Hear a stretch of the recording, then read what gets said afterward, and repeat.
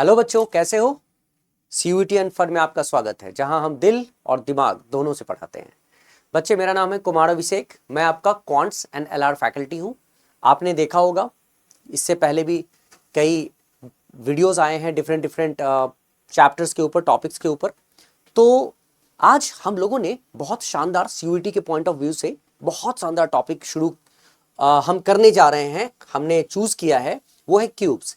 इसमें क्या होता है, एग्जाम में क्वेश्चन तो आता है लेकिन बच्चे तैयार नहीं हो पाते हैं। मतलब बच्चों को क्वेश्चन में ना फिगर्स वगैरह इन सब से बहुत घबराहट होती है, डर होता है। ये एलआर का one of the easiest topic होता है, लेकिन फिर भी बच्चे बहुत घबराते हैं। तो मैं आपकी घबराहट को दूर करने के लिए आया हूं, और आज जो मैं पढ़ाऊंगा आपको सब समझ में आएगा। अच्छे से सीखना बेटा, क्योंकि मेरी आदत है, मैं बहुत फास्ट भागने की कोशिश नहीं करता हूं। मैं दिमाग में इंजेक्ट करने की कोशिश करता हूं कि बच्चों के दिमाग में अगर चला गया ना तो वो अपने आप सारी चीजें कर लेते हैं। ठीक है, चलिए बच्चे आगे हम लोग मूव करते हैं। Let's begin it. देखिए बेटा, सबसे पहले क्यूब्स में आपको यही देखना पड़ता है कि क्यूब्स में चीजें, जो एक क्यूब बना लिया आपने, हम सबको पता है क्यूब्स कैसा दिखता है, जिसके 6 फेसेस होते हैं। ठीक है, 6 फेसेस होते हैं। तो 6 फेसेस आपको यहाँ पे दिख रहा है ना। तो मतलब इन सिंपल वर्ड, अगर मैं यहाँ पे कोई मुझसे पूछता है कि how many faces do we have in cube, तो 6 फेसेस। ठीक है, उसके बाद आपसे जो नेक्स्ट वर्ड बोला जाएगा वो है वर्टिसेस। वर्टिसेस क्या होता है, वर्टेक्स क्या होता है, ये 1 2 3 4, इसको हिंदी में कहते हैं शीर्ष। 1 2 3 एंड 4, कितने हो गए? 4 ऊपर हो गए, ठीक है, और 4 नीचे हो गए, टोटल हो गए 8 वर्टिसेस। और एक और चीज आपसे पूछा जाता है बार बार, और वो है, मतलब पूछा जाए ना पूछा जाए लेकिन आपको ये पढ़ने को मिलेगा बेटा, वो है एजेस। एजेस क्या होते हैं? इसके ये जो लाइंस होते हैं ना, जो साइड को फॉर्म करते हैं, जैसे ये एक हो गया, एक एज हो गया, ये दूसरा एज हो गया, ये तीसरा एज हो गया, है ना बच्चे, ये चौथा एज हो गया। ठीक है, ये 4 एज इधर हो गए। उसी तरह मतलब अगर मैं इसको आपको दिखाऊं तो ऐसा दिखेगा, जैसे 1 2 3 4, 4 इधर से दिखा, फिर अब 5 6 यहां दिखा, और उसी तरह 7 8 9 10 11 एंड 12। मतलब वैसे अगर आप देखोगे तो 4 इधर से दिखेगा, 4 उधर से दिखेगा, 8 4। अगर मान लो इस तरह से पूरा का पूरा कवर किया ना, तो 4 ये वाला एज 1 2 3 4, उधर से 4 8, फिर 2 ये दिखेगा आपको 10, और 2 यहां से दिखेगा आपको 2 12, है ना। टोटल होते हैं 12 एजेस। कैलकुलेट आप कैसे करते हो ये आपके ऊपर डिपेंड करता है, लेकिन ये कुछ चीजें होती है बेटा, बहुत सबसे ज्यादा इंपॉर्टेंट होती है। We must understand this things. और आपने देखा होगा यहाँ पे जो एक्सेस होते हैं, 3 एक्सेस, हर जगह से आपको 3 एक्सेस दिख रहा होगा। जैसे मैं इसको उठाता हूं, तो अगर मैं किसी को कंसीडर करूंगा एक्स एक्सिस, तो दूसरे को वाई एक्सिस, तीसरे को जी एक्सिस, कैसे भी। या फिर अगर मैं इसको एक्स करता हूं, इसे वाई करता हूं, इसे जी, मतलब ये तो रिप्रेजेंटेशन है, जैसे भी हम रिप्रेजेंट करना चाहें हम कर सकते हैं। खैर, तो ये क्यूब में ये चीज हम लोग मैथ्स में भी पढ़ते रहे हैं अभी तक। जो अंडर क्लास 10th जो पढ़ा होगा, 12th में जिनका मैथ्स होगा उनको तो अच्छे से समझ में आता होगा ये, है ना। लेकिन ये चिंता करने वाली बात नहीं है, जिनको नहीं भी मैथ्स होगा ना, उनको एलआर समझने के लिए बहुत मैथ्स समझने की बहुत ज्यादा जरूरत नहीं होती है। ठीक है, हाँ, बेसिक समझ ले वही काफी है।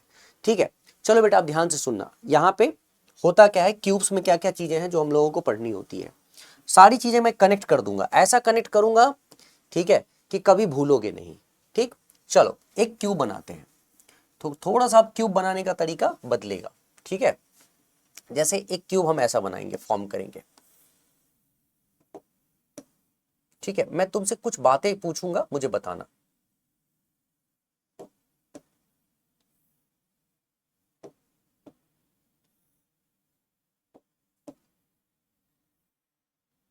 ठीक है, ये मान लो बेटा, ये मैंने एक क्यूब बनाया, है ना। ये एक क्यूब बनाया।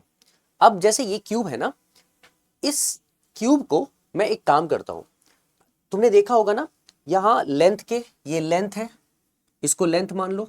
ठीक है, इसको ब्रेथ मान लो, और इसको हाइट मान लो क्यूब को। ठीक है, क्यूब में अगर तुम ठीक से देखोगे तो ये बहुत जरूरी बातें हैं जिसको समझना होता है बेटा।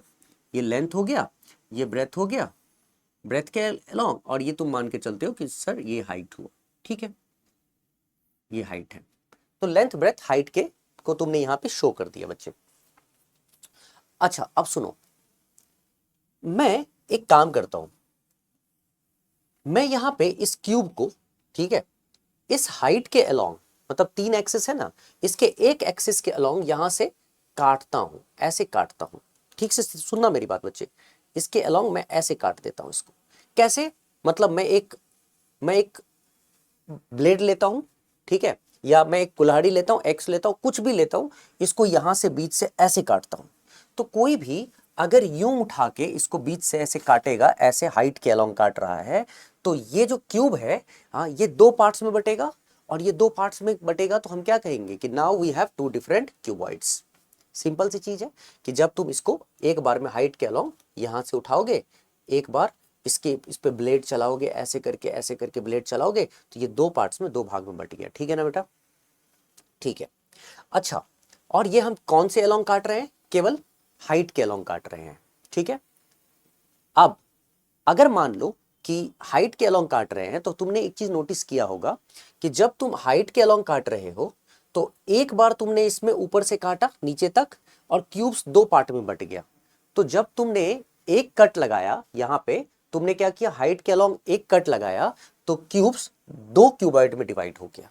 तो पार्ट्स कितने डिवाइड हो गए? 2 क्यूबॉइड्स में डिवाइड हो गए। ठीक है, ठीक है, कोई प्रॉब्लम नहीं। अब मेरा मन कर रहा है कि मैं इसको इसको लेंथ के अलोंग एक कट लगा दूं। जैसे मैं यहां पे लेंथ के अलोंग ऐसे एक कट लगा दूं बीच से, ऐसे लेंथ के अलोंग मैं इधर से ऐसे कट लगा दूं। ठीक है बेटा, मैंने क्या किया, अब ऐसे ब्लेड उठाया, ब्लेड या कोई भी ऐसा चाकू लिया या कुछ भी लिया, नाइफ लिया, और मैंने इसको यूं यूं यूं यूं करके बीच से एक कट लगा दिया, इसको बीच से काट दिया। ठीक है, तो अगर जैसे अभी क्यूबॉइड सामने होता तो मैं 2 सेकंड में पता चलता, चलो कोई बात नहीं। जैसे ये क्यूबिक, ये तो क्यूबॉइड है, क्यूबिकल स्ट्रक्चर नहीं है, क्यूबॉइड है।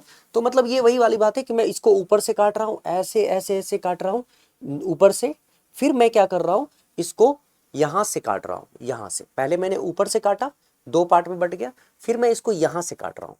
ठीक है, तुम देख रहे हो ना, एक तो ऊपर से मारा मैंने हाइट के अलोंग, ठीक है, उसके बाद मैंने इसको ब्रेथ के अलोंग मारा इधर से, और अब मैं इसको मारूंगा किसके, लेंथ के अलोंग। तो यहां 3 तरफ से, एक बार मैं ब्रेथ के हाइट के अलोंग, एक तरफ ब्रेथ के, और सामने से अगर मैं मारूंगा यहां पे, तो ये हो जाएगा तुमको लेंथ के अलोंग। तो हो क्या रहा है यहां कि जब मैंने यहां हाइट के अलोंग मारा, तो ये एक कट लगाया, 2 पार्ट्स में बटा। जब मैंने ये ब्रेथ के अलोंग एक कट लगाया, तो भी ये 2 पार्ट में बटा।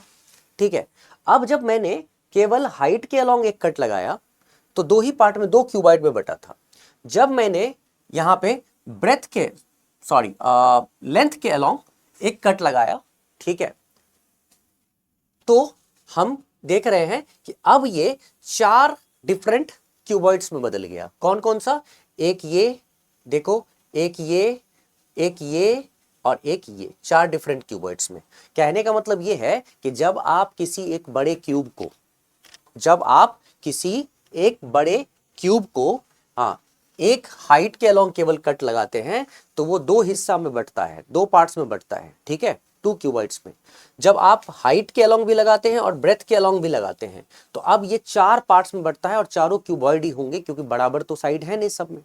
ठीक है, क्यूबॉइड्स होंगे लेकिन 4 होंगे, पहले वाले में 2 कट, दूसरे में 4। और अगर मैं अब इसके लेंथ के अलोंग भी लगा देता हूं, जैसे ऐसे उठा के और ऐसे लगा देता हूं, यहां से भी मारना शुरू करूं मैं, जैसा मैंने अभी तुम्हें दिखाया था ना कि ऐसे करके लगाना शुरू करूं, तो अब जो ये कटा चारों तरफ से, मतलब तीनों ओर से जब मैंने कट लगाया, ठीक है, पहले मैंने हाइट के अलोंग लगाया, फिर मैंने ब्रेथ के अलोंग लगाया, और अब मैं लेंथ के अलोंग ऐसे करके बीच से कट लगाता हूं, तो अब ये टोटल जो डिवाइड हुआ है ना, टोटल जो बना है, हाँ, 8 क्यूब्स फॉर्म हो गया। अब ये चूंकि बराबर बराबर कट लगाया मैंने, लेंथ ब्रेथ और हाइट के अलोंग कट लगाया है तीनों में, और सेम डिस्टेंस पे बीचों बीच लगाया है तीनों में, तो अब जो बना है ये 8 क्यूब्स में कन्वर्ट हो गया। पहले क्या था, जब हाइट के अलोंग बन रहा था, पहले हाइट के अलोंग जब लगाया था तब 2 क्यूबॉइड्स में बटा था, जब हाइट और ब्रेथ के अलोंग लगाया था तो भी 4 क्यूबॉइड्स में बटा था, लेकिन जब हाइट के अलोंग ब्रेथ के अलोंग लगाने के बाद लेंथ के अलोंग कट लगाया तो अब ये क्यूब्स में कन्वर्ट हो गया। और कितने क्यूब्स में? तो ये टोटल 8 क्यूब्स में। देखो ना तुम, यहां दिख रहा होगा तुमको 1 2 3 4 5 6 7 और उस साइड से 8, तो 8 क्यूब्स में कन्वर्ट हो गया। मतलब तुम समझे? इसका मतलब ये हुआ कि अगर कोई तुमसे पूछे कि ये किस तरह से इसका फॉर्मेशन कैसे हुआ है, तो इसका फॉर्मेशन ऐसे होता है। जब लेंथ के अलोंग तुम कट लगाते हो, ठीक है, लेंथ के अलोंग कट लगाते थे तो यहां पे 2 पार्ट्स में बंटता था ये लेंथ के अलोंग।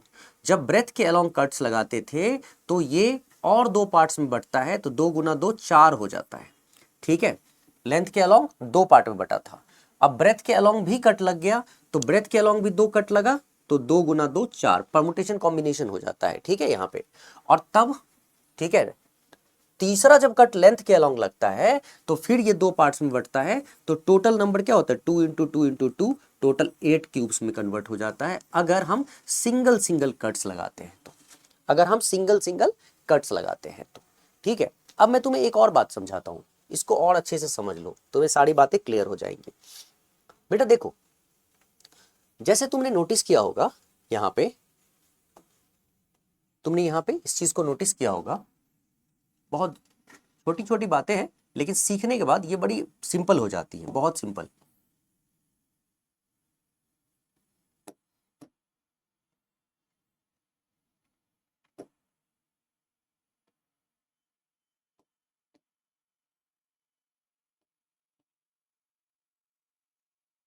ठीक है बेटा, मान लो कि ये क्यूब है, ठीक है। जैसे तुमने नोटिस किया होगा कि जब हम हाइट के अलोंग एक कट लगा रहे थे, हमने यहां हाइट के अलोंग एक कट लगाया, हाइट के अलोंग एक कट लगाया। जब हमने हाइट के अलोंग एक कट लगाया ना बेटा, ये कितने पार्ट्स में डिवाइड हुआ? तो ये 2 पार्ट्स में डिवाइड हुआ। ठीक है, अगर मैं कहता हूं कि मैं हाइट के अलोंग 2 कट्स लगाना चाहता हूं, ठीक है, तो जब मैं 2 कट्स लगाऊंगा तो ये कितने पार्ट्स में डिवाइड होगा, कितने क्यूबॉइड्स में? तो 1 2 3। ठीक है, अब मैं कहता हूं कि मैं हाइट के अलोंग 3 कट्स लगाना चाहता हूं, ठीक है, 3 कट्स लगाना चाहता हूं, तो जब मैं हाइट के अलोंग 3 कट्स लगाऊंगा ना, 3 कट्स, तो ये कितने पार्ट्स में डिवाइड होगा? 1 2 3 एंड 4 पार्ट्स में। तुम एक चीज नोटिस कर रहे हो, तुम ध्यान ध्यान से देख रहे होगे कि जितने भी कट्स हम लगाते हैं किसी भी, या तो हाइट के अलोंग लगाएं या ब्रेथ के अलोंग लगाएं या लेंथ के अलोंग लगाएं, तो मान लो पहले हाइट के अलोंग अगर हम एक कट लगाते थे तो ये जो क्यूब्स है 2 क्यूबाइड्स में डिवाइड होता था, मतलब 2 पार्ट्स में डिवाइड होता था। अगर हम 2 कट्स लगाते थे तो 3 पार्ट्स में डिवाइड होता था। अगर हम 3 कट्स लगाते हैं तो 4 पार्ट में डिवाइड होता है। सेम हर जगह होगा, मतलब अगर मैं यहां पे भी कट लगाऊंगा तो वही चीज होगा, एक कट लगाया तो 2 पार्ट में डिवाइड हुआ होगा। ठीक है, 2 कट्स लगाऊंगा, 2 कट्स लगाऊंगा तो 3 पार्ट्स में, और 3 कट्स लगाऊंगा तो 4 पार्ट में डिवाइड होगा। हर जगह यही होगा। तो ऐसे सिचुएशन में तुम नोटिस करोगे, हर केस में ऐसा जब होगा तो ये याद रखना बच्चे कि यहां जो सबसे इंपॉर्टेंट बात है जिस पे हम लोग यहां डिस्कस करने वाले हैं वो ये कि जब आप कट लगाते हो, ठीक है, मान लो इधर, तो देखो ना कैसे क्यूब कैसे फॉर्म इजीली हो जाता है। ठीक है, जितने भी तुम कट लगाओ फर्क नहीं पड़ता है, बस तुम्हें ध्यान रखना है कि अगर देख रहे हो कितने क्यूब्स बन गए यहां पे, अगर तुम देखोगे यहां टोटल कितने क्यूब्स हो जाएंगे, तो जैसे 4 4 4 4, ठीक है, अगर यहां पे देखोगे तो 16 क्यूब्स है, तो 16 4 जा 64 क्यूब्स। खैर उस पे हम आप बाद में आते हैं। मतलब यहाँ पे क्या होता है, तुमको ये समझ में आएगा कि अगर तुम लेंथ के अलोंग भी हाइट के अलोंग जब एक कट लगा रहे थे बच्चे, तो 2 क्यूबॉइड्स में 2 कट लगा रहे थे, तो 3 में 3 कट लगा रहे थे तो 4 पार्ट्स में डिवाइड होता है। और यही हर जगह होता है, ब्रेथ में भी वही होता है कि एक कट लगाने पे 2 पार्ट, 2 कट लगाने पे 3 पार्ट। तो इसका मतलब ये हुआ कि इसमें अगर हमें ये पता करना हो तो हम यहाँ पे कुछ ऐसे सोच सकते हैं, हमारा सोचने का तरीका ऐसा हो सकता है कि चूंकि हाइट के अलोंग हमने कितने कट्स लगाए, तो हाइट के अलोंग 1 2 3 तीन कट्स लगाए, तो ये कितने पार्ट्स में डिवाइड हुआ? तो हाइट के अलोंग हमने 3 कट्स लगाए और ये डिवाइड हुआ कितने पार्ट में? 1 2 एंड 3। तो ये डिवाइड हो गया 4 पार्ट में। मैंने क्या किया? 3 + 1 कर दिया। ठीक है, अब ब्रेथ के अलोंग जब तुमने लगाया, ये किसके अलोंग था? ये हाइट के अलोंग था। अलोंग हाइट मैं लिख देता हूं, अलोंग हाइट। ठीक है, अच्छा जब ब्रेथ के अलोंग मैंने कट लगाया, तो ब्रेथ के अलोंग 1 2 एंड 3 3 कट लगाया और ये कितने पार्ट्स में डिवाइड हुआ? 1 2 3 एंड 4 पार्ट्स में। तो 3 + 1 इस बार फिर से हुआ, लेकिन इस बार ब्रेथ के अलोंग है, अलोंग ब्रेथ, अलोंग ब्रेथ। ठीक है, ठीक है। अच्छा उसी तरह जब मैंने यहाँ पे, देख रहे हो, लेंथ के अलोंग लगाना शुरू किया, तो उस सिचुएशन में क्या हुआ? उस सिचुएशन में हम लोगों को फिर से 3 पार्ट्स में 3 कट्स लगाया, 1 2 एंड 3। तो ये 4 पार्ट्स में डिवाइड हुआ, 3 + 1 अलोंग लेंथ। एक चीज नोटिस करो, 3 + 1 3 + 1 3 + 1, तो टोटल का कॉम्बिनेशन जब हम करेंगे, माने परमुटेशन अरेंज करेंगे, तो क्या होता है? 3 + 1 4 × 4 × 4। तो यहां जो 4 × 4 × 4 हुआ, ठीक है, ये क्या हो गया? ये हो गया 64 equal 64 equal smaller cubes, smaller cubes, 64 equal smaller cubes. तो यहां जो ये आया है ना बेटा, ये आया है total number of cubes, total number of cubes जो बना, टोटल नंबर ऑफ क्यूब्स, मतलब एक बड़ा सा क्यूब था तुम्हारे पास, ठीक है, तुम्हारे पास एक बड़ा सा क्यूब था, तुमने क्या किया बड़े से क्यूब का? पहले हाइट के अलोंग 3 कट्स लगाए, तो हाइट के अलोंग 3 कट्स लगाए तो 4 पार्ट्स में डिवाइड हुआ। फिर तुमने ब्रेथ के अलोंग 3 कट्स लगाए तो वो 4 पार्ट में डिवाइड हुआ, और फिर तुमने लेंथ के अलोंग 3 कट्स लगाए तो वो 4 पार्ट में डिवाइड हुआ। तो जब मैंने इसको 4 × 4 × 4 किया, 4 × 4 × 4, तो 64 स्मॉलर इक्वल क्यूब्स बना। तो इससे हमें क्या समझ में आया? अगर मैं इसी को इसके रेफरेंस में देखता हूं, इसके रेफरेंस में देखता हूं, जब हमने हाइट के अलोंग क्या किया था? हाइट के अलोंग 1 कट लगाया था, तो ये 2 पार्ट में डिवाइड हुआ, माने हाइट के along 1 cut but divided into 2 parts. मतलब इसको अगर ऐसे शो करना है, हाइट के along 1 cut and divided into 2 parts, तो 1 × 1 हुआ होगा। हाँ, ब्रेथ के along 1 cut divided into 2 parts, ठीक है, लेंथ के along 1 cut divided into 2 parts. तो एक बात बताओ, यही चीज तो यहां भी हुआ है ना, 2 × 2 × 2, और तुमने इजीली इसको कैलकुलेट कर लिया कि सर टोटल 8 क्यूब्स है। मतलब ये हुआ, इसको एकदम शॉर्टकट में मैं तुम्हें बताऊं, तो अगर हमारे पास बड़ा सा क्यूब हो, ठीक है, तो हम लेंथ के अलोंग जितने कट्स लगाते हैं, ठीक है, उससे एक अधिक, हाँ, नंबर ऑफ पार्ट्स में वो डिवाइड होता है। अगर ब्रेथ के अलोंग जितने कट्स लगाते हैं उससे एक अधिक नंबर ऑफ पार्ट्स में वो डिवाइड होता है, और हाइट के अलोंग भी ऐसा ही होता है। तो हम जब इसको ऐसा माने कि जैसे हमने मान लिया कि हम हाइट के अलोंग जो कट लगाते हैं वो एच कट्स हैं, हाइट के अलोंग एच कट्स हैं, ठीक है, एच कट्स, और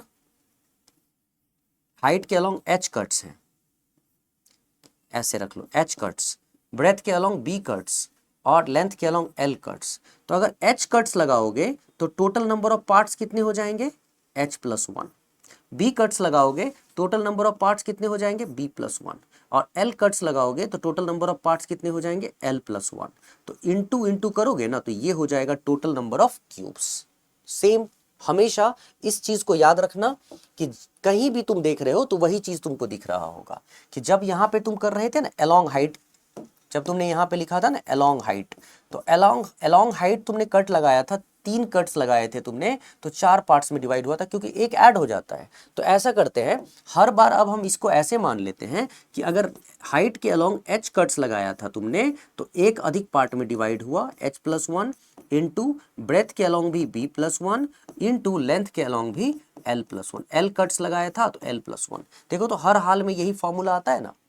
तो अगर अब ये फॉर्मूला आता है ना, तो अगली बार से तुम याद रखना, इसको सॉल्व करने का सबसे बढ़िया तरीका क्या होगा, कभी अगर तुमसे कोई पूछे तो तुम एक फॉर्मूला जनरेट कर लो, और इसी फॉर्मूला को हमेशा याद रखना कि if we have a bigger cube and we have bigger cube and L number of cuts, L number of cuts number of cuts along length, ठीक है, जिसको L कह रहे हो। B को मानो number of cuts along breadth, ठीक है बच्चे, और H को मानो number of cuts along height, ठीक है बेटा, number of cuts along height. जब तुम्हें ये सब आ गया ना, L is the number of cuts along length, B is the number of cuts along breadth and H is the number of cuts along height, तो अब याद रखना कि if bigger cube is divided, bigger cube was given L, B and H cuts along length, breadth and height, तो ऐसे situation में total number of cubes जो form होगा ना, तो total number of cubes that is equal to L plus 1 into B plus 1 into H plus 1, ठीक है, ये होता है formula, L plus 1 into B plus 1 into H plus 1, ठीक है। अब ये एक बार समझ लिया ना, तो अब जीवन भर तुम्हें यहाँ नहीं पता, मतलब प्रॉब्लम नहीं होगी कि ये हुआ क्या। अगर तुम जैसे मैथ्स पर कोई पढ़ते होगे ना, तुमने पढ़ा होगा मैथ्स में हम लोग 3 डायमेंशनल ज्योमेट्री पढ़ते हैं, उस समय भी बच्चों को ये समझ नहीं आता कि ये हुआ क्या, ऐसा क्यों होता है, ठीक है। तो मैं तुम्हें यही चीज़ समझाने के लिए पूरा का पूरा मैंने क्या किया, इसका पोस्टमार्टम कर दिया, पूरा पोस्टमार्टम हो गया है, ठीक है। तो अगर तुम इस पोस्टमार्टम को समझ गए ना, ठीक है, तो तुम्हें अभी यहाँ पे ये कट्स वर्ड्स का लफड़ा तो कभी पड़ेगा ही नहीं तुम्हारे साथ, ठीक है।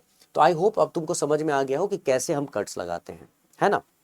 अब जैसे क्या होता है कि इसमें कुछ बेसिक क्वेश्चंस मैं तुम्हें समझाता हूँ कि एक क्वेश्चन जैसे अभी तुम्हें सॉल्व करके दिखाऊंगा। जैसे एक क्वेश्चन तुमसे किसी ने पूछा, लेट्स सपोज तुमसे किसी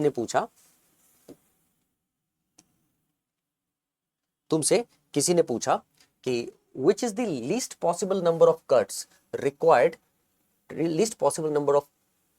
number of cuts required to cut a cube into 64 identical pieces, 64 identical pieces। यहाँ ऑप्शन में मिस्टेक है, ठीक है, ये ऑप्शन सही नहीं दिया गया है, मैं इसको ठीक करूंगा, है ना। तो अभी इस ऑप्शन पे फोकस मत करना। which is the least possible number of cuts required to cut a cube into 64 identical cubes. अभी अभी तो मैंने तुम्हें समझा ही दिया है ना, 64 आइडेंटिकल क्यूब्स के लिए लिस्ट नंबर ऑफ कट्स कितना होगा। तो तुम देख रहे हो यहाँ पे क्या है, 3 cuts along height, 3 cuts along breadth, 3 cuts along length. तो 3 + 3 + 3 कितने कट्स हो गए, 9 कट्स हो गए। तो that is the minimum number of cuts on cube to get 64 smaller cubes, क्योंकि इसमें कितने क्यूब्स हैं, 64 स्मॉलर क्यूब्स हैं। बट अब ये तो काउंट करने की जरूरत पड़ जाएगी, है ना, अगर तुमको बनाना पड़ जाएगा, है। तो ऐसे बनाने की कोई जरूरत नहीं है। इसका सबसे सिंपल सा तरीका क्या होता है, जब हमको इस तरह का क्वेश्चन आएगा ना, minimum least number of cuts, तो लीस्ट पॉसिबल कट पे हमें फोकस करना है, क्योंकि मिनिमम नंबर ऑफ कट्स पूछा गया है, मैक्सिमम नहीं पूछा गया है, ठीक है। तो मैक्सिमम में क्या होता है कि मैक्सिमम में ढेर सारे कट्स लग सकते हैं, मैक्सिमम का कोई लिमिटेशन नहीं होता है, लेकिन मिनिमम का लिमिटेशन होता है। मैक्सिमम में तुम कितने भी कट्स लगा दो ना, ठीक है, लेकिन मिनिमम जो होता है उसका लिमिटेशन होता है कि सबसे कम कितना कट लगेगा ताकि तुम इसको 64 आइडेंटिकल स्मॉलर क्यूब्स में ब्रेक कर सको। तो इसका सबसे अच्छा तरीका क्या होता है कि हम इस 64 आइडेंटिकल पीसेस में ब्रेक करने के लिए, तो टोटल नंबर ऑफ क्यूब्स तुम्हारे पास क्या आ गया, तो total number of cubes already तुम्हारे पास आ रहा है 64, ठीक है बेटा, 64। और तुम्हें अच्छे से पता है कि टोटल नंबर ऑफ क्यूब्स क्या होता है। तो टोटल नंबर ऑफ क्यूब्स का फॉर्मूला होता है, टोटल नंबर ऑफ क्यूब्स का फॉर्मूला होता है L + 1 into B + 1 into H + 1 होता है ना। तो अब इसका मतलब ये हुआ कि अब हमें 64 को ऐसे ब्रेक करना है कि वो L + 1 into B + 1 into H + 1 में ब्रेक हो जाए। अब जरा सोच के देखो तो, अगर मैं इसको L + 1 B + 1 और H + 1 में ब्रेक करूंगा तो 64 को कैसे कैसे मैं ब्रेक कर सकता हूं। जैसे अगर मान लो मैं इस 64 का फैक्टराइज करता हूं, 64 को जैसे फैक्टराइज करता हूं, तो 64 को फैक्टराइज करोगे तो तुम्हें फैक्टराइजेशन ऐसे होगा ना, 32 2 16 2 8 2 4 2 2। देखो बेटा, मुझे इसको करने की कोई जरूरत नहीं है, ये तो मैं तुम्हें समझाने के लिए कर रहा हूँ कि 64 को तुम कैसे भी लिख सकते हो, 2⁶ डायरेक्ट भी लिख सकते थे, ठीक है। लेकिन ठीक है, समझाने के लिए क्यों बोल रहा हूँ, क्योंकि इसके बहुत सारे तरीके हो सकते हैं रिप्रेजेंट करने के, ठीक है। लेकिन तुम्हें मैं बता दूं, मिनिमम नंबर ऑफ कट्स सबसे आसान होता है मिनिमम नंबर ऑफ कट्स निकालना, जब लेंथ, ब्रेथ और हाइट तीनों के along same number of cuts लगाया जाए। मिनिमम नंबर ऑफ कट, अगर जैसे तुम कभी वो पढ़ते हो ना, अगर डिफरेंशियल कैलकुलस पढ़े हो ना, तो मैक्सिमम एंड मिनिमा अगर पढ़े होगे कभी, जो मैथ्स के स्टूडेंट हैं वो जानते होंगे। मैक्सिमा और मिनिमा अगर पढ़े हैं तो वो जानेंगे कि जब तीनों के along same number of cuts लगेगा तो वो मिनिमम नंबर ऑफ कट देगा। लेकिन जिनको नहीं पता है उनको ज्यादा सोचने की जरूरत नहीं है, हम बस ये करेंगे, इसी 64 को हम लेंथ +1, ब्रेथ +1 और हाइट +1 हम कितने अलग अलग तरीके से लिख सकते हैं, हम ट्राई करते हैं उसको अलग अलग तरीके से लिखने की।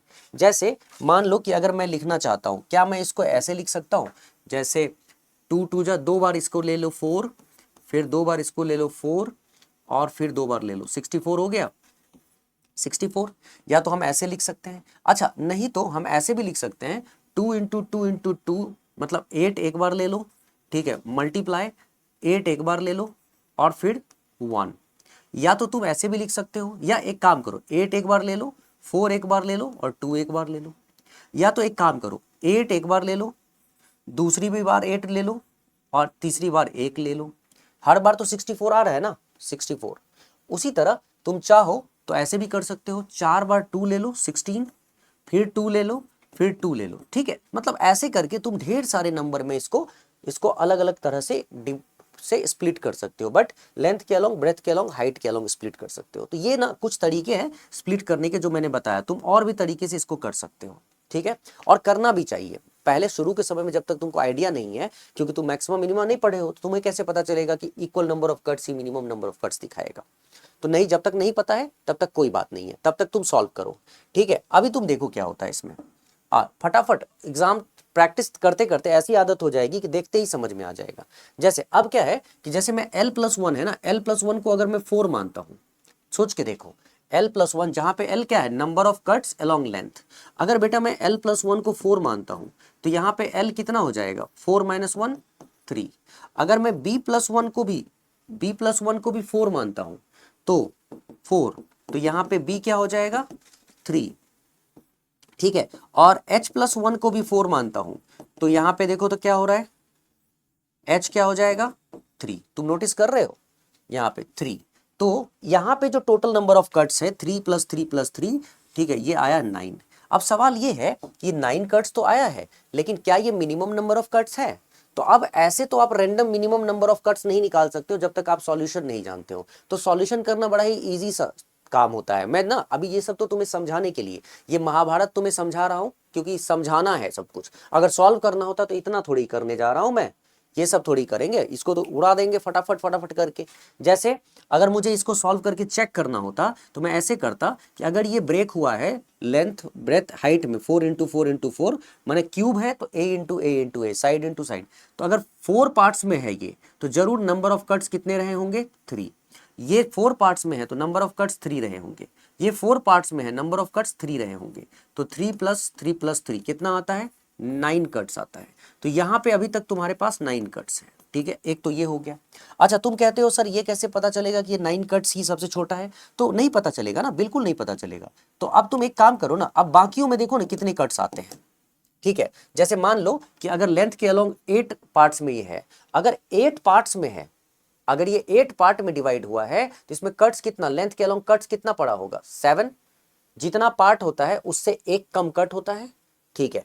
तो हम क्या करते हैं, ऐसा मान के चलते हैं कि इसमें 7 कट्स हैं, ठीक है, इसमें 3 कट्स हैं और इसमें 1 कट है। तो 7 + 3 + 1 कितना होता है 7 3 10 और 1 11 कट्स, 11 कट्स हो गया, 11 कट्स। देखो तो 9 से बड़ा ही हो गया ना। अब जैसे 8 में एक कम कर दो, यहाँ पे 7 कट्स, इसमें एक कम कर दो 7 कट्स, और इसमें तो खैर 0 ही कट है, तो 7 + 7 + 0 कितना होता है 14 कट्स।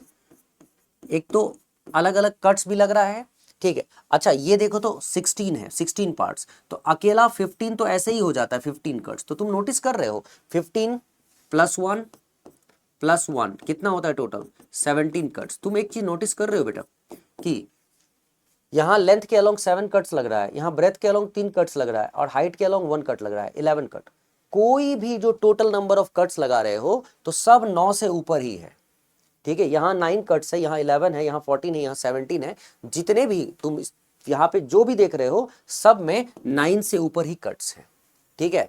तो सब के सब में अगर 9 से ऊपर कट्स हैं तो इसका मतलब कि सबसे छोटा और सबसे लीस्ट कट कौन सा लगता हुआ दिख रहा है, तो 9 कट्स लीस्ट है। और इसीलिए जब तुमसे पूछा जाएगा ना which is the least possible number of cuts required to cut a cube into 64 identical smaller cubes, तो हम कहेंगे total is answer is 9 cuts. So 9 cuts is the correct answer, 9 cuts is the correct answer, ठीक है बच्चे। तो यहाँ पे option कोई बना लो, यहाँ 9 कट्स को करो और यहाँ लिखो D is the correct answer, ठीक है। ये होता है तुम्हारा correct answer 9 cuts. I hope तुमको समझ में आ रहा होगा, ठीक है बेटा। अब मुझे मतलब शॉर्टकट में अगली बार से ना इतना सॉल्व मत करना। तुम्हें देखो मैक्सिमम मिनिमम पता होता तो तुम कर लेते तो ऐसे भी, लेकिन नहीं पता है तो कोई बात नहीं, लिख तो तुरंत तुरंत सकते हैं ना हम। ऐसा क्या होगा, चार जैसे जैसे देखो, जैसे जैसे ये नंबर्स बढ़ेंगे ना, ये नंबर ऑब्वियस सी बात है, यहाँ नंबर बढ़ेगा तो यहाँ पे जो एक जितने पार्ट्स दिख रहे होते हैं उससे एक कम कट होता है, तो तुरंत देख के समझ में आ जाएगा कि यहाँ पे जो नंबर ऑफ कट्स है वो इंक्रीज होता हुआ दिख रहा है। तो तुम्हें मिनिमम नंबर ऑफ कट्स निकालते हुए बहुत ज्यादा टाइम नहीं लगेगा, बस टाइम इस बात में लगेगा कि तुम इसको लेंथ ब्रेथ और हाइट माने साइड इंटू साइड में कैसे रिप्रेजेंट कर रहे हो, ठीक है। नंबर्स को कैसे रिप्रेजेंट कर रहे हो, अगर तुमने नंबर्स को रिप्रेजेंट करना शुरू किया ना, 4-5 लिखते लिखते तुम्हें आइडिया लग जाता है कि अब इसको कितने नंबर ऑफ कट्स में हम ब्रेक कर सकते हैं, कैसे काट सकते हैं। आई होप तुम्हें समझ में आया हो। तो ये बड़ा ही प्यारा सा क्वेश्चन होता है कि अच्छा मिनिमम नंबर ऑफ कट्स क्यों पूछा, क्योंकि मिनिमम नंबर ऑफ कट्स में तुमको यहाँ पे मिनिमम नंबर ऑफ कट्स में 1 2 3 इधर, 1 2 3 इधर और 1 2 3 इधर तो लग गया। अब कोई बोलेगा मैक्सिमम नंबर ऑफ कट्स, अब मैक्सिमम का क्या है, थीन एकदम पतला पतला भी अगर कट मारना शुरू करे तो 1 2 3 4 5 6 7 8 9 10 11 12 13 14 15 16 मारते रह जाएंगे कट, जो है कहाँ मैक्सिमम कोई तुमसे पूछने वाला है, ठीक है। लेकिन मिनिमम कितना चाहिए 64 के लिए वो तुमको पूछा जा सकता है, ठीक है। चलो अब मैक्सिमम इसलिए नहीं पूछा जाता है कि मैक्सिमम कितने कट्स लगाए जाएंगे वो आपको एग्जैक्ट नंबर ऑफ क्यूब्स देकर बताना मुश्किल रहेगा। Exact number, maximum number of cuts exact में नहीं होता है, मिनिमम नंबर ऑफ कट्स होता है एग्जैक्ट नंबर ऑफ क्यूब्स में, ठीक है। आई होप अब तुम्हें समझ में आ गया हो, ठीक। तो मैं तुमको, अगर तुमने समझ लिया है तो मैं तुमको एक क्वेश्चन चैलेंज दूंगा, ठीक है। इसको एज अ चैलेंज तुमको एक्सेप्ट करना है और मुझे कमेंट में इसका आंसर करना है, ठीक है। तुम्हें इसका आंसर मुझे कमेंट में करना है। उस अभी तक तो तुम्हें समझ में आ गया होगा कि यहाँ पे सर ने 64 लिखा तो ये आराम से ब्रेक कर दिया, लेकिन तुम्हें 64 को मैं चाहता तो 4 into 4 में ब्रेक करके सॉल्व डायरेक्ट करा देता, और मैं कराया भी है। लेकिन तुम्हें मैंने एग्जैक्ट तरीका समझाया है कि ऐसे अगर मैं लिखूं तो क्या होगा। क्यों समझाया ऐसा तरीका, क्योंकि हो सकता है कि तुम्हें ये पूछ ले जैसे 80 पीसेस, अब 80 पीसेस में 80 तो किसी का क्यूब नहीं है ना, तो अगर 80 किसी का क्यूब नहीं है तो जाहिर सी बात है इसको लेंथ ब्रेथ और हाइट के अलोंग अलग अलग नंबर ऑफ कट्स आएंगे ही आएंगे, ठीक है। नंबर ऑफ पार्ट्स अलग आएंगे, तो तुम्हें वो नंबर ऑफ पार्ट्स निकालना है और तब देखना है कि सबसे कम कट कहाँ लग रहा है, ठीक है। तो ये तुम्हारा होमवर्क रहेगा, तुम इसका कमेंट में आंसर करोगे मुझे, ठीक है। चलो अब थोड़ा सा और कहानी को आगे ले चलते हैं, ठीक है। तो कहानी की दिशा मोड़ते हुए अब हम लोग चल रहे हैं इस पार्ट पे जहां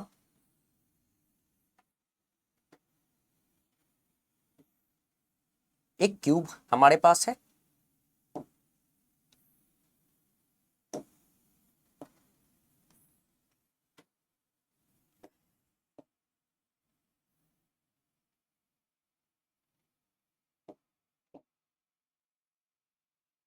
एक क्यूब है हमारे पास, ठीक है बेटा। मान लो कि ये क्यूब है, इस क्यूब को हम चलो तो मैं एक बार देखूं इसको इसको कर सकते हैं कि नहीं। अगर मैं इसको बढ़ा दूं, ये रुको, बहुत सुंदर, अति सुंदर। कभी कभी तो मैं बहुत अच्छा ड्राइंग कर लेता हूँ।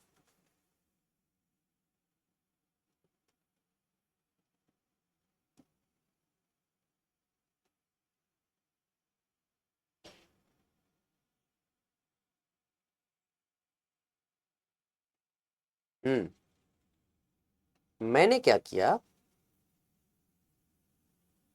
बस लाजवाब, अब तुम्हें यह समझ में अच्छे से आ जाएगा। बहुत बढ़िया, ठीक है।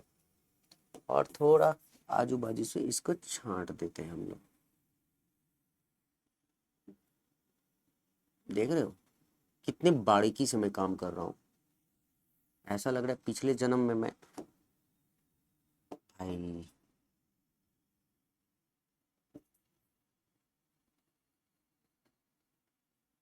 पिछले जन्म जन्म में मेरा सलून जरूर होगा आई थिंक। मैं एकदम बारीकी से काम करता हूँ, ठीक है। चलो अब ध्यान से देखना और समझना। देखो एक क्यूब है, एक क्यूब है, ठीक है। इस क्यूब को हमने क्या किया, चारों ओर येलो कलर से पेंट कर दिया, ठीक है। इस क्यूब को हमने चारों ओर येलो कलर से पेंट कर दिया। अब चारों ओर येलो कलर से पेंट करने के बाद, इस क्यूब को चारों ओर येलो कलर से पेंट करने के बाद हमने इसको 27 स्मॉलर इक्वल क्यूब्स में डिवाइड कर दिया। The bigger cube has been divided into 27 smaller equal cubes. मतलब मैं एक बार इसको ना एक तरह से तुम्हारे सामने क्वेश्चन को ऐसे रख देता हूं, ठीक है। ध्यान से देखना और समझना। इसको थोड़ा सा छोटा कर देता हूं क्वेश्चन को। हाँ, यहाँ पे तुम्हें दिख रहा होगा, ठीक है। वैसे तो छोटा ही दिख रहा हो, लेकिन मैं तुम्हें बाद में इसको बड़ा कर दूंगा, लेकिन मैं एक चीज समझाने के लिए है ये। हाँ, अ cube painted yellow on all faces is cut into 27 small cubes of equal size. How many small cubes are painted on one face only? जैसे ये एक क्यूब है, इसमें बोला जा रहा है कि एक क्यूब को चारों ओर से येलो पेंट से तुमने पेंट कर दिया। अब इसको पेंट करने के बाद 27 स्मॉल क्यूब्स में तुमने इसको डिवाइड किया। कितने क्यूब्स में? 27 स्मॉल क्यूब्स। तो 27 स्मॉल क्यूब्स में करने के लिए हमें क्या करना पड़ेगा? 3 इंटू 3 इंटू 3। मतलब यहाँ पे अगर थ्री पार्ट्स में करना पड़ेगा। 3 पार्ट्स इधर हो, 3 पार्ट्स इधर हो, 3 पार्ट्स इधर हो, और 3 पार्ट्स होता है तो 2-2 कट्स लगाने पड़ेंगे हमको, है ना। अगर 3 पार्ट्स होते हैं तो हमारे पास 2 कट्स हमें चाहिए। एक कट यहाँ रहा और दूसरा कट यहाँ रहा, ठीक है। सेम नंबर ऑफ कट हमें नीचे की तरफ भी मारना पड़ेगा। एक कट यहाँ रहा और दूसरा कट यहाँ रहा, ठीक है बेटा, ध्यान से देखते जाना। उसी तरह अगर मैं एक कट इधर लगाऊंगा तो दूसरा कट उसके नीचे ठीक यहाँ लगाऊंगा, और सेम नंबर ऑफ कट्स जैसे इधर लगाऊंगा। जब ये तो कट लग गया, अब आगे से यही नंबर ऑफ कट्स मैं ऊपर से भी लगाऊंगा, एक यहाँ से और फिर एक यहाँ से, ठीक है। तो देखो तो बेटा, ठीक से अगर समझोगे तो 27 स्मॉलर क्यूब्स में ही डिवाइड हो गया। This cube has been divided into 27 smaller cubes. देखो तो 27 स्मॉलर क्यूब्स में डिवाइड हुआ। अब तुम कहोगे कि हाँ सर डिवाइड तो हुआ 27 स्मॉलर क्यूब्स में, ठीक है, बढ़िया। अब 27 स्मॉलर क्यूब्स में जब डिवाइड हुआ ना बेटा, तो एक चीज तुम नोटिस करना यहाँ पे, ठीक है। जैसे तुम यहाँ नोटिस करना, ठीक है। ये जैसे एक क्यूब तुमको कॉर्नर पे ऐसा दिख रहा है, ठीक है। 27 कैसे दिखा, कैसे बनेगा ये 27 स्मॉलर? तुमने क्या किया, बड़ा सा क्यूब था, the bigger cube was painted yellow from all the sides। तो अब जो है इसको जब 27 स्मॉलर क्यूब्स में तुमने डिवाइड किया तो देखो तो कैसे कैसे ये डिवाइड हुआ। तो जो सबसे पहले सबसे ऊपर का, मतलब ऐसे डिवाइड कर सकते हो तुम, या तो 1 लेयर, टॉप लेयर जिसको कहते हो। टॉप लेयर में कितने क्यूब्स हैं? 1 2 3 4। देखो काउंट कर लो, टॉप लेयर्स में कितने क्यूब्स हैं? तो टॉप लेयर में है 1 2 3 4 5 6, और सॉरी माय मिस्टेक, 1 2 3 4, मतलब ये एक क्यूब है ना, 4 ऐसे निकलता है, 4 5 6 और 7 8 9। टॉप लेयर में 9 है तो जाहिर सी बात है मिड लेयर में भी 9 होगा, 1 2 3 4 5 6 7 8 9, और बेस लेयर में भी, बॉटम लेयर में भी 9 होगा। तो 9 + 9 + 9, ठीक है। ऐसे भी तुम काउंट कर सकते हो, ठीक है। ऐसे काटोगे ना, top layer, mid layer, bottom layer, या फिर अगर तुम वर्टिकल, ये तो हॉरिजेंटल हॉरिजेंटल लेयर्स देख रहे हो ना तुम, अगर तुम वर्टिकल लेयर्स देख रहे हो तो one first vertical layer, second middle vertical layer and third vertical layer, ठीक है। तो तुम ऐसे भी देखोगे तो भी कितना हो जाएगा, 9 सॉरी 3 मतलब 9 वर्टिकल, पहले वर्टिकल लेयर में 9, दूसरे वर्टिकल लेयर में 9, तीसरे वर्टिकल लेयर में 9, मतलब कैसे भी तुम करो आना तो 27 ही है, ठीक है। तो अगर तुम्हें ये शो करना होता है तुम ऐसे शो कर सकते हो कि जैसे कि ये पहला जब लेयर की हम बात करेंगे ना, यहां से यहां तक जब हम पहले लेयर की बात करते हैं तो ये है पहला लेयर, ठीक है, ये तुम्हारा पहला लेयर है, इसमें तुम पहले लेयर में आते हो।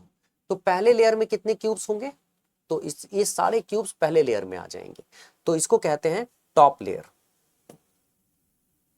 ठीक है, इसको कहते हैं टॉप लेयर। टॉप लेयर में कितने क्यूब्स, 9 क्यूब्स, ठीक है। उसके बाद आपका आता है मिड लेयर, ये यहां से यहां तक जो होता है ये वाला जो लेयर होता है, ठीक है, इसको तुम कहते हो मिड लेयर। मिड लेयर में कितने क्यूब्स, टॉप लेयर में 9, मिड लेयर में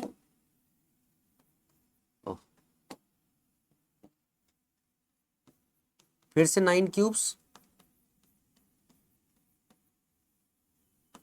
9 क्यूब्स, ठीक है।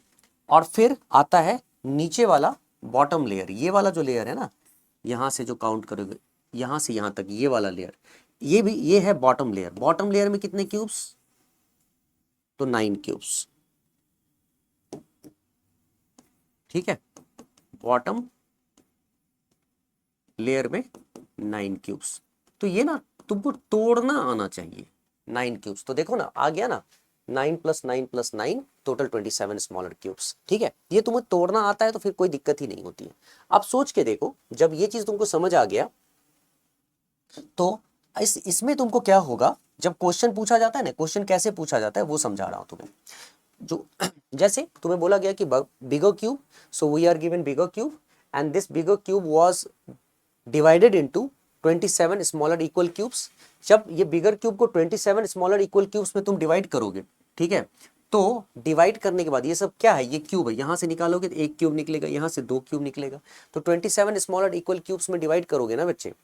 तो अब आपको ये 4 तरह के क्वेश्चंस पूछेंगे। मैंने ऐसा क्यों बनाया, ऐसा फिगर क्यों बनाया, ताकि मैं तुम्हें काउंट करना भी सिखा दूं। कई बार क्या होता है, फॉर्मूला बताऊंगा, फॉर्मूला तुम्हें अभी सिखाऊंगा, लेकिन फॉर्मूला कई जब बड़ा क्यूब बनेगा ना, बहुत अलग अलग नंबर ऑफ क्यूब्स, कहने का मतलब ह्यूज नंबर ऑफ क्यूब्स में ब्रेक होगा ना, वो स्प्लिट होगा, तो तुम्हारे लिए बहुत मुश्किल हो जाएगा। इसीलिए हमको थोड़ा बहुत फॉर्मूला यूज करना होता है जब ह्यूज नंबर ऑफ क्यूब्स में ब्रेक होता है, स्प्लिट होता है। लेकिन कई बार ऐसा होता है कि अगर आप उसको कट करोगे क्यूब्स को, तो वो उसका कटिंग कुछ इस तरह का होगा कि फॉर्मूला लगेगा ही नहीं, केवल काउंटिंग की जरूरत पड़ेगी। इसलिए हमको ये सारी बातें पता होनी चाहिए, ठीक है। तो अब यहाँ पे तुमको 4, इसमें जो पूछा गया ये तो बात की बात है, इस पे हम लोग बाद में बात करेंगे। यहाँ पे 4 तरह के क्वेश्चंस पूछे जाते हैं। पहला पूछा जाता है कि bigger cube painted yellow from all the sides और now cut into 27 smaller equal cubes, how many cubes are there having no sides painted? Number of cubes, number of cubes with no side painted, number of cubes with no side, number of cubes with no sides painted, ये हो गया एक। दूसरा तुमसे पूछा जाता है question में, नंबर ऑफ क्यूब्स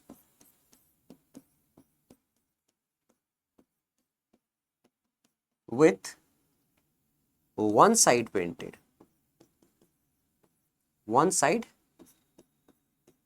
painted, ठीक है बेटा। दूसरा, तीसरा पूछा जाता है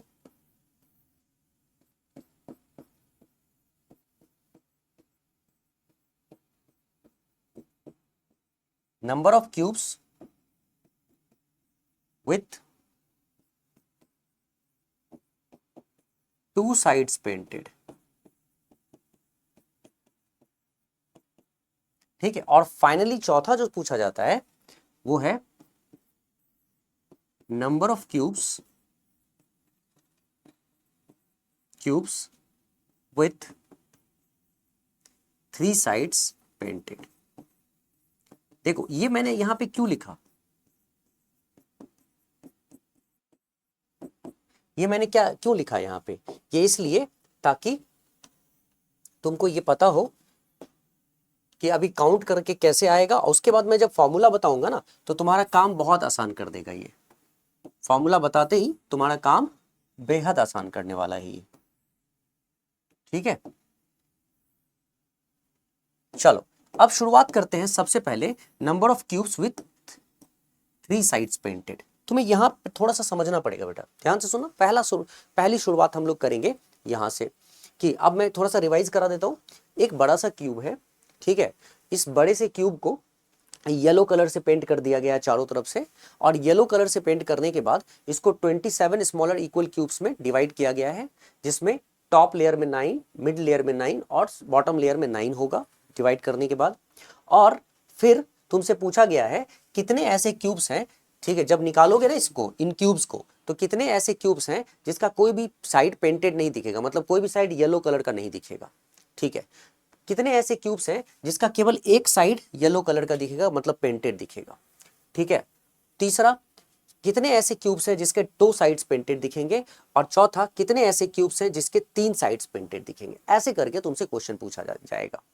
तो ऐसे सिचुएशन में क्या होता है बेटा पता है, तो इसमें हम क्या करते हैं, शुरुआत करेंगे इससे number of cubes with 3 sides painted. ये ऐसा क्यों करेंगे कि जरा मैं तुम्हें यहां दिखाना चाहता हूं। देखो तो, अगर मैं बात कर रहा हूं 3 sides painted, number of cubes with 3 sides painted, ये वाला क्यूब देख रहे हो कॉर्नर पे जो क्यूब है, ये वाला कॉर्नर पे, अगर मैं इस क्यूब को बाहर निकालता हूं, ये क्यूब ऐसे यहां पे नोटिस करो, ये क्यूब कॉर्नर पे है, ठीक है, कॉर्नर पे है। जब मैं इस क्यूब को यहां से बाहर निकालता हूं, इस क्यूब को यहां से, ठीक है, क्यूब को तुम यहां से बाहर निकालते हो, तो ये वाला क्यूब बाहर निकलेगा, तो क्या ये चारों तरफ से येलो से पेंटेड है कि नहीं? अगर देखा जाए तो ये वाला भी पार्ट इसका येलो है, ये वाला भी पार्ट इसका येलो है, और ये वाला भी पार्ट येलो है। तो मैं जब इसको निकालूंगा, यहां से बाहर निकालूंगा, तो क्या ये क्यूब, ये जो क्यूब है, ये क्यूब तीनों साइड से पेंटेड होगा? कोई भी बताएगा हाँ सर ये तो तीनों साइड से पेंट होगा, ये एक साइड, 2 साइड, 3 साइड, ठीक है। और ये 3 साइड से पेंट होता है क्यों? क्योंकि ये कॉर्नर का क्यूब है।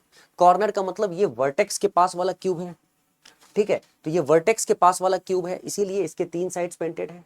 तो जितने भी क्यूब्स में जहां जहां वर्टिसेस हैं, ठीक है, कॉर्नर्स हैं, उनके क्यूब्स 3 साइड से पेंटेड होंगे। तो ऐसे सिचुएशन में हम क्या करते हैं कि अगर ये वाला 3 साइड से पेंटेड है तो इसमें कितने वर्टिसेस हैं, तो हम पहले देखते हैं टोटल वर्टिसेस कितने होते थे इसमें, 6, 1 2 3 4, सॉरी टोटल वर्टिसेस कितने होते थे, 8, 4 5 6, उस तरफ 7 और यहाँ 8। तो अगर टोटल वर्टिसेस ही 8 हैं बच्चे, तो जाहिर सी बात है कि ये 8 क्यूब्स ऐसे होंगे जिसके 3 साइड आपको पेंटेड होंगे ही होंगे। तो इसका मतलब कि कोई अगर आपसे पूछे कि how many cubes having 3 sides painted, तो ये 8 हमेशा ही फिक्स होगा, हमेशा। कभी ये बदलेगा नहीं, कभी नहीं बदलेगा। चाहे आप इस क्यूब को 27 स्मॉलर इक्वल पार्ट्स में डिवाइड करो, चाहे आप इस क्यूब को आप 64 स्मॉलर क्यूब्स में डिवाइड करो, या 125 स्मॉलर क्यूब्स में, या आप 1331 स्मॉलर क्यूब्स में करो, ये कभी नहीं बदलेगा। क्यों? क्योंकि क्यूब्स कैसा भी हो, क्यूब का जो कॉर्नर होता है टोटल 8 ही होता है, और टोटल अगर 8 ही कॉर्नर हैं तो कॉर्नर वाले क्यूब ही ऐसे होते हैं जिसके 3 साइड्स पेंटेड होते हैं। तो कितनी भी बार तुम डिवाइड कर दो, हाँ ये कभी नहीं बदलता है। तो ये जो है ना, ये फिक्स्ड है 8। Number of cubes with 3 sides painted is 8 fixed, ठीक है। चलो अब दूसरी बात पे आ जाओ। अब आते हैं यहाँ पे number of cubes with 2 sides painted. अगर तुम्हें बोला गया कि नंबर ऑफ क्यूब्स जिसमें 2 साइड पेंटेड है, आओ जरा 2 साइड पेंटेड वाले को भी समझते हैं। जैसे बेटा अगर मैं इसको उठाता हूँ, ये देखते हो ये वाला क्यूब, अगर मैं ये वाला क्यूब उठाता हूँ, तो इस वाले क्यूब में ये देख रहे हो ऊपर टॉप लेयर इसका पेंटेड है, ठीक है। ये टॉप लेयर इसका, इस क्यूब को यहां से निकालते हैं, ये है क्यूब हमारा, ये है क्यूब हमारा, ठीक है। तो इसका देखो तो ऊपर वाला भी लेयर पेंटेड है येलो कलर का, और ये वाला भी लेयर पेंटेड है, ये दोनों लेयर पेंटेड है, ठीक है। तो इसका मतलब मिडिल में जो क्यूब आएगा, जो भी मिडिल में क्यूब आएगा उसके दो साइड्स पेंटेड होंगे ही होंगे, जो मिडिल वाले क्यूब होंगे। तो ऐसे ऐसे कितने क्यूब्स हैं यहाँ पे 1, ठीक है, नीचे भी होगा 2, इधर देखो तो 3, इधर होगा 4। तो एक लेयर में, 1 लेयर में अगर 4 हैं तो उस लेयर में भी 4 होगा, लास्ट लेयर में भी 4 होगा। 4 और 4 कितने हो गए 8, और इसके साथ साथ मिड लेयर में भी 4 होगा, 1 2 3 और नीचे की तरफ 4। तो टोटल कितने हो गए काउंट करके 12। तो अगर तुमसे कोई पूछे number of cubes with 2 sides painted, तो 2 साइड्स पेंटेड में क्या आएगा आपका आंसर, तो ये हो जाएगा 12। ठीक है, चलो अब आगे आओ।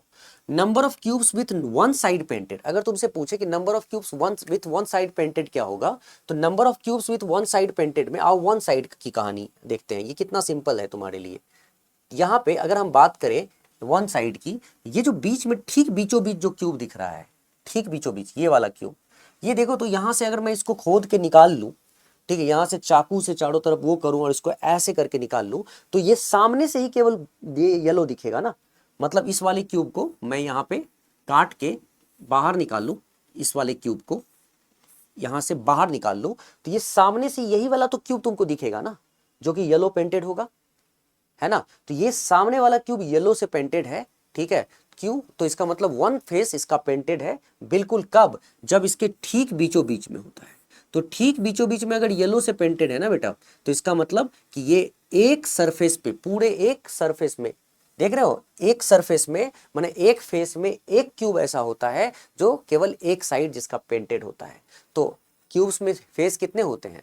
तो इस पूरे क्यूब में टोटल 6 फेसेस हैं, और टोटल 6 फेसेस हैं जिसमें से एक फेस में एक क्यूब ऐसा निकलता है जिसका 1 साइड पेंट होता है। तो 6 फेसेस हैं तो 6 क्यूब्स होंगे ऐसे, जिसका 1 साइड पेंटेड होगा। तो ऐसी सिचुएशन में हमारे पास इसका जो आंसर होगा वो 6 होगा, 1 साइड पेंटेड। और अब आपको आया है लास्ट में number of cubes with no sides painted. तो आपको जब पूछा जाएगा ना number of cubes with no side painted, तो इसका मतलब होता है कि आप देखो टोटल 4 ही तरह के होते हैं, उसमें से यहां देखो 8 12, तो 12 और 8 20, 20 और 6 26, 26 हो चुका है। टोटल 27 था, 27 में 26 हो चुका है, तो बचा कितना? एक ही बचा। इसका मतलब number of cubes with no sides painted is 1। ठीक है, दैट्स इट। और वो 1 कौन सा होगा? देखो वो टॉप लेयर में, तो वो मिडिल में होगा, तो ये टॉप में तो नहीं दिखेगा, ना ही नीचे से बॉटम में दिखेगा। तो इस मिडिल के जो मिडिल में होगा, ठीक है, वो होगा जब निकलेगा ना, तो वो किसी भी साइड से वो पेंटेड नहीं दिखेगा। तो इस तरह से जब काउंटिंग में हम इस तरह से करते हैं, कैलकुलेट हम इस तरह से करते हैं। लेकिन कई बार क्या होता है, काउंटिंग करना पॉसिबल नहीं होता है। अब यही तुमको बोला जाएगा कि 729 क्यूब्स में डिवाइड कर दो, क्या तुम इसको डिवाइड करके शो करके दिखाओगे तो तुम्हें बहुत सारा टाइम वेस्ट हो जाएगा। तो उस सिचुएशन में हम ना ऐसा कोई ट्रिकी फॉर्मूला यूज करते हैं, ट्रिक्स यूज करते हैं, फॉर्मूला यूज करते हैं, जो कहीं भी अप्लाई करेंगे ना तो फटाफट आंसर आ जाएगा। जैसे मैं तुम्हें दिखाता हूं क्या फॉर्मूला होता है, फॉर्मूला को थोड़ा समझो। पहले तो तुम्हें यह पता होना चाहिए वॉल्यूम ऑफ क्यूब क्या होता है। वॉल्यूम ऑफ क्यूब होता है, हम लोगों को पता है, साइड का क्यूब, साइड का क्यूब जिसको तुम ए क्यूब कह देते हो, राइट। तो अगर तुमसे कोई पूछता है साइड क्या होता है, तो साइड क्या हो जाएगा, जो वॉल्यूम है उसका क्यूब रूट, यही होता है ना। ठीक है, अब सुनो, जैसे मान लो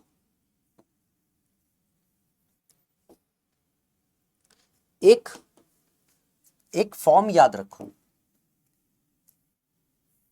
ठीक है, एक फॉर्म याद रखो, मतलब एक जनरल नंबर है ये, जो रिप्रेजेंट करता है n, एक जनरल नंबर है जो रिप्रेजेंट करता है length of bigger undivided cube. Undivided cube मतलब बड़े वाले क्यूब के लेंथ को तुम यहां बड़े वाले क्यूब, अनडिवाइडेड क्यूब, ठीक है, ये length of bigger undivided cube माने बड़े वाले क्यूब के लेंथ को लेना है तुम्हें। और जब तुम उसको डिवाइड करते हो length of smaller cube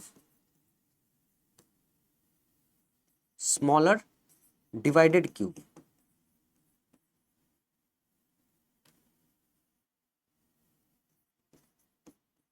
smaller cube मतलब आफ्टर डिवाइडिंग जो छोटे छोटे क्यूब्स बनते हैं ना, उसके रेशियो को हम n कहते हैं। ध्यान से सुनना मेरी बात को। n क्या है? n एक नंबर है। सो n is a number which represents the ratio of length of, n is a number which represents the ratio of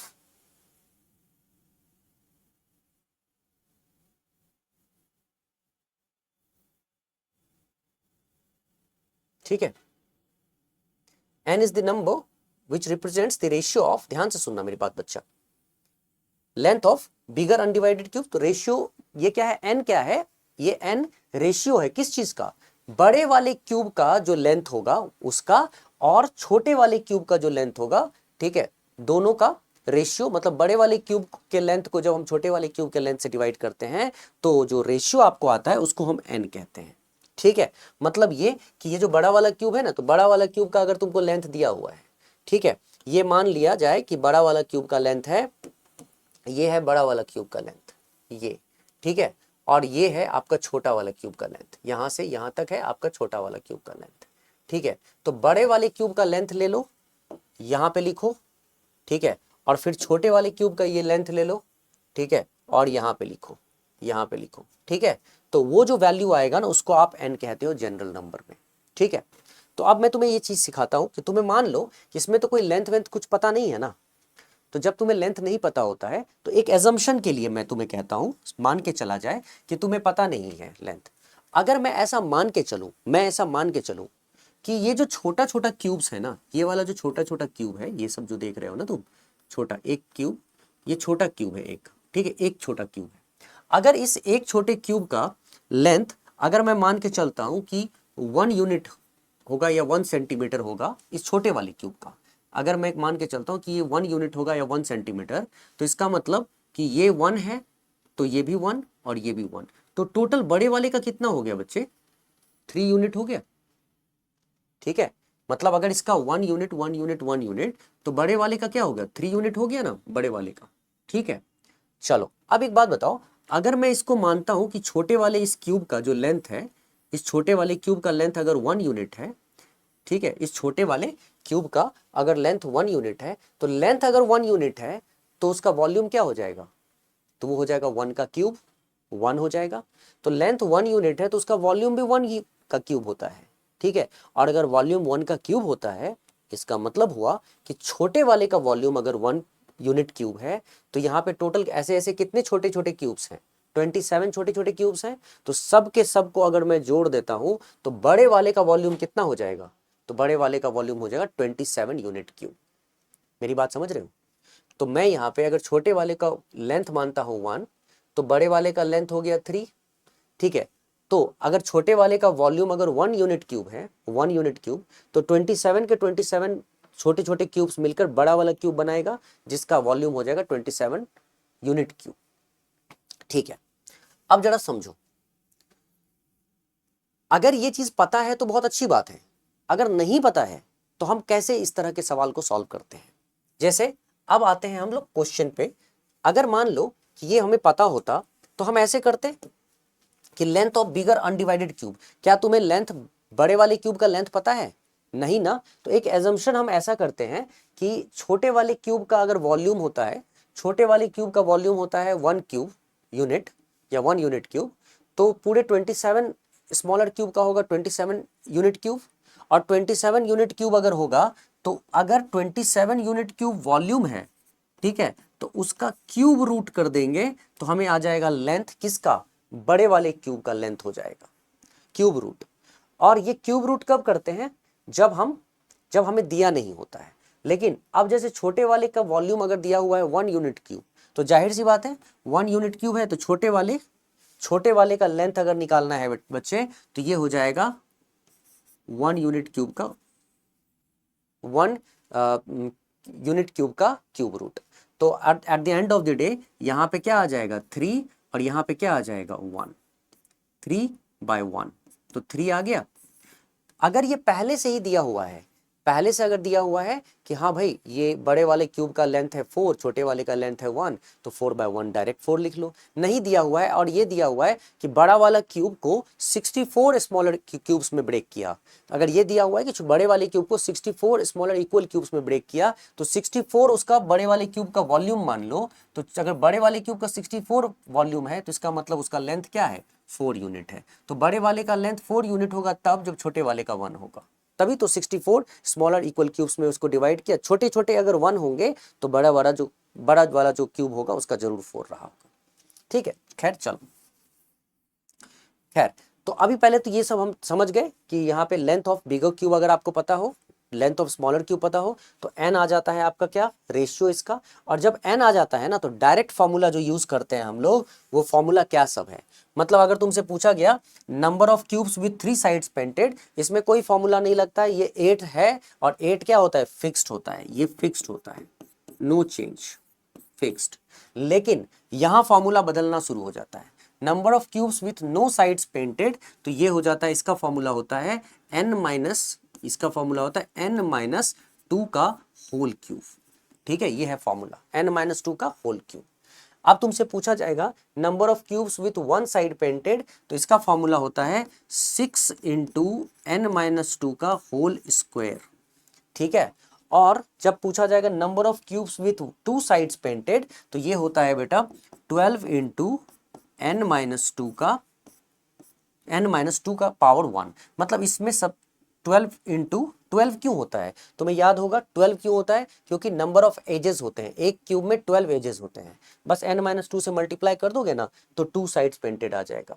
एक क्यूब में 6 फेसेस होते हैं, तो n-2 का होल स्क्वायर से मल्टीप्लाई कर दोगे ना तो सब आ जाएगा।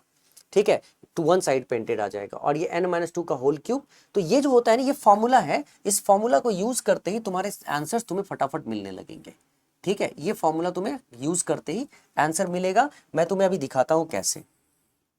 जैसे ही तुम एक देखोगे ना, उसके बाद तो फटाफट तुमसे सॉल्व होने लगेंगे क्वेश्चंस। ठीक है, जैसे मैं तुम्हें दिखाता हूं बेटा, तुमने क्या देखा कि ये 27 स्मॉलर इक्वल क्यूब्स में डिवाइडेड था, तो यहाँ पे 27 का क्यूब रूट किया तो 3 आया, 1 का क्यूब रूट 1 मतलब 3/1, ये 3 होगा तभी ये 1 होगा, तो 3/1 3। ऐसा करने की जरूरत भी नहीं थी, यहाँ समझ में आ रहा था कि 1 1 1 अगर ये 3 होता है तभी ये 1 होता है। तो जब ये n की वैल्यू 3 आ गई, तो अब तुम जरा इसको चेक करके देखो, तो मैं n को यहाँ पे रखता हूँ 3 और -2 और इसके ऊपर क्यूब कर देता हूँ, तो 3 - 2 का whole cube that is equal to 1। देखो तो मैच कर गया, मैच कर गया दोनों, ये 1 और 1। ठीक है, ये भी 1 और ये भी 1, दोनों सेम है। उसी तरह 6 इंटू 3 - 2 का स्क्वायर, 3 - 2 मतलब 1 का स्क्वायर इज 1, तो 6 इंटू 1 6, मैच कर गया। ठीक है, उसी तरह 12 इंटू 3 - 2, देखो तो 1 1 इंटू 12 क्या आ गया, 12, मैच कर गया। इसका मतलब सारे के सारे मैच कर गए, तो ये ही है जो हमें पूछा जाता है। और number of cubes with 3 sides painted, वो तो 8 के 8 ही थे। तो ये ना तुम डायरेक्ट फॉर्मूला लगाओगे और बड़े से बड़े क्वेश्चंस को निपटा दोगे। ठीक है, तो ये इससे क्या हुआ, मैंने काउंट करना भी तुम्हें सिखा दिया। ठीक है, काउंट करना भी सिखा दिया और तुम्हें मैंने सॉल्व करना भी सिखा दिया। अब जैसे मैं तुमको 1-2 क्वेश्चंस कराता हूं, तुम्हें इससे आइडिया लग जाएगा। और ऐसे इसी तरह के क्वेश्चंस तुम्हें करने हैं, क्योंकि यही तुमसे पूछा जाता है, ज्यादा अलग अलग तरह के क्वेश्चंस नहीं करने हैं। रुक जाओ, ये वाला पहले रुको, अभी जो तुम कर रहे थे, यही तो क्वेश्चन था ना तुम्हारे पास। देखो, अ क्यूब पेंटेड येलो, देखो ना बेटा क्या लिखा हुआ, a cube painted yellow on all faces is cut into 27 small cubes of equal size, find how many small cubes are painted on one face only. एक फेस पे पेंट हो ऐसा कितना हो जा सकता है क्यूब। मतलब अब करके तो ये देख ही लिया है हमने, 27 स्मॉलर क्यूब्स में है, तो n की वैल्यू को कैसे निकालेंगे, तो 27 का क्यूब रूट निकालना क्यों जरूरी है, क्योंकि लेंथ निकालना है। और 1 तो यहाँ पे 1 होगा तो 1 का क्यूब रूट, मतलब ये बार बार लिखने की जरूरत नहीं है, तो ये हो गया 3/1 दैट इज 3। और तुमको पता है पूछा जा रहा है how smaller cubes are painted on one face only. जरा देखो तो वन फेस का फॉर्मूला क्या लिखा था, विथ वन साइड पेंटेड, तो 6 इंटू n-2 का होल स्क्वायर। तो यही फॉर्मूला तुम यहाँ पे प्लेस कर दो तो वन फेस ओनली के लिए होता है 6 इंटू n-2 का होल स्क्वायर। तो 6 इंटू 3-2 कर तुम्हारे सामने करवा चुका हूं, इसलिए इतना कुछ खास करने की जरूरत तुम्हें है नहीं, ठीक है ना। ऑन वन फेस ओनली, ठीक है। तो कितना आ गया बच्चे, 6 इंटू 1 दैट इज 6 आ गया ना, मैच कर गया ना, ठीक है। अब जैसे मान लो कोई दूसरा क्वेश्चन तुमसे पूछता है, सिंपल तरीका से चीजों को समझो, कोई मुश्किल नहीं होता है ये क्वेश्चंस। जरा देखो ये वाला क्वेश्चन देखो फटाफट, ऐसे ही क्वेश्चंस आते हैं, ज्यादा परेशान होने वाली बात ही नहीं होती है।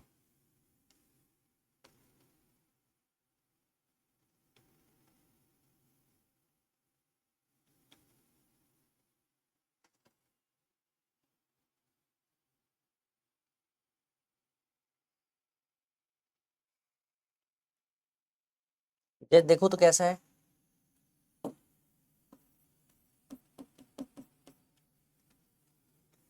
all surfaces of a cube are colored, all surfaces of a cube are colored if a number of smaller cubes are taken out from it, each side is 1/4 the size of the original cube, ठीक है। Cube side indicate the number of cubes with only one side painted. जरा सोच के देखो ये क्या बोल रहा है कि बड़ा सा क्यूब है, कलर्ड क्यूब है, और उसमें से स्मॉलर क्यूब्स को बाहर किया गया, और स्मॉलर क्यूब का क्या है length 1/4 of the bigger cube.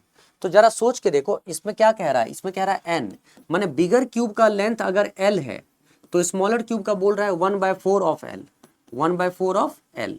तो l और l काट दो, 1/4 है, 4 तो ऊपर चला गया ना, तो 4/1 क्या हो गया यहाँ 4, तो इसका मतलब n की वैल्यू क्या हो गई, तो n की वैल्यू 4 हो गई। तुमसे क्या पूछा गया था यहाँ पे, number of cubes with only one side painted, only one side painted, number of cubes with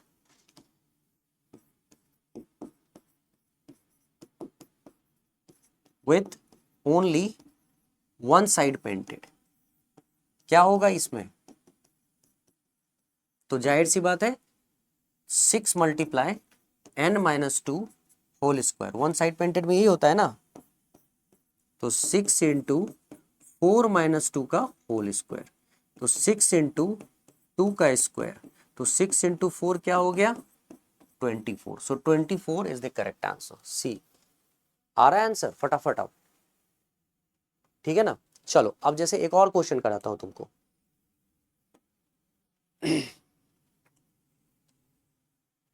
एक क्वेश्चन और कर लो, ये वाला क्वेश्चन कर लो।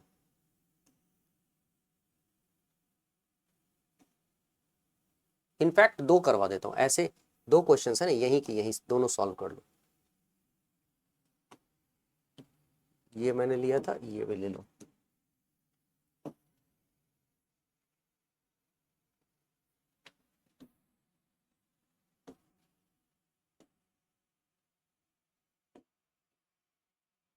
ठीक है, सेम क्वेश्चन है, बस उसमें how many cubes are not painted on any face, और इसमें how many cubes are painted on one face only. तो इसमें अगर तुमसे पूछा जा रहा है तुम ऐसे करोगे, देखो इसमें करोगे क्या, a cube is painted blue on all faces and is then cut into 125 cubes of equal size। अभी तो समझ में आ गया ना, 125 क्यूब्स ऑफ इक्वल साइज। तो 125 क्यूब्स ऑफ इक्वल साइज में मतलब कि अगर एक क्यूब का साइज मान लो मैं 1 यूनिट क्यूब करता हूं, तो 125 क्यूब्स कितना हो जाएगा 125 यूनिट क्यूब। तो बड़े वाले क्यूब का वॉल्यूम 125 यूनिट क्यूब मान लेता हूं मैं, 125 यूनिट क्यूब। तो छोटे वाले क्यूब का वॉल्यूम 1 यूनिट क्यूब हो जाएगा। तो ऐसे में अगर मुझे n निकालना है, तो n निकालना है तो क्या करूंगा मैं, 125 का होल क्यूब, तो 125 का क्यूब रूट और 1 छोटे वाले का होगा तो 1 का क्यूब रूट जो कि 1 ही होता है, तो ऊपर में आ जाएगा 5, नीचे में आ जाएगा 1, तो ये क्या आ गया, n आ गया 5, जो कि length of bigger cube divided by length of smaller cube, तो ये आ गया 5। अच्छा अब सुनो, how many cubes are not painted on any face. तुमसे पूछा गया how many cubes are not painted on any face, मतलब क्वेश्चन आ गया how many cubes are there having no side painted. No side painted में मैंने क्या लिखाया था, n-2 का होल क्यूब, n क्या है यहाँ पे 5। अब ये सब तुम फिगर बना के सॉल्व करोगे तब तो गए काम से, उतना टाइम कहाँ है। तो 3 का क्यूब 27, 27, तो आंसर क्या आ गया 27। उसके बाद a cube is painted blue on all faces, and वही वाला सेम क्वेश्चन है, लेकिन इस बार है how many cubes are painted on one face only. One face only में क्या होता है 6 इंटू n-2 का स्क्वायर, 6 इंटू 5-2 का स्क्वायर कितना होता है बेटा 6 इंटू 3 का स्क्वायर, तो 6 इंटू 9, 6 इंटू 9 हो गया 54। ठीक है, आंसर क्या हो जाएगा 54। बात समझ में आ रही है। One face painted. अब पूछा जाता टू फेस पेंटेड, तो टू फेस पेंटेड होता तो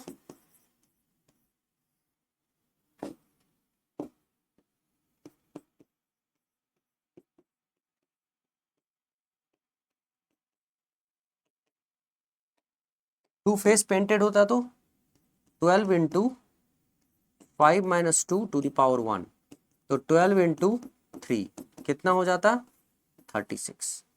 तो इस तरह से तुम सॉल्व करके कोई भी, अगर ये 125 के जगह पे बोल दे 1728, 1728 क्यूब, सॉल्व बनाना मुश्किल है, लेकिन 1728 का क्यूब रूट 12 अगर जानते हो तो सॉल्व करना आसान हो जाएगा।